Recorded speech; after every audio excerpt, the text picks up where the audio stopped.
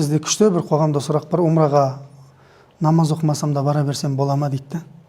Әлбетте, намаз оқымайтын адамдар үшін де умраға баруға болады. Бірақ енді ол намаз оқыма деген сөз емес. Намаз әрбір мұсылманға бұл парыз.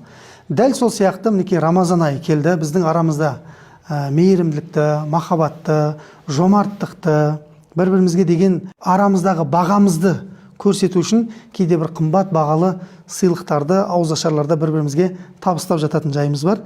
Міне осы сираның екінші томы сіздерге жарық көріп алдарыңызда, бір-бірлеріңіздің араларыңызда сыйлық ретінде, бір-бірлеріңіздің араларыңызда бауырмашылдық пен махаббатты арттыру мақсатында, және ең бастысы Аллаға деген қадамды жақындатуға себепкер болатын, оның үйінде қалатын ең ұлы сыйлықтардың бірі болатын, өз тіліңізде жазылған, яғни төл тіліміз қазақ тілінде жазылған бұл сираның сыйлық ретінде арамызда жүруі, бұл біздің бұл дүние ғана емес, о дүниеміз үшін де бір-біріміздің арамыздағы жанашырлықтың бір көкесі деп айтсақ болады. Себебі бұл сира арқылы сіз сыйлап жатқан жаныңыздың өмірін басқа бір жақсы қырына қарай өзгеруіне себепші болуыңыз мүмкін.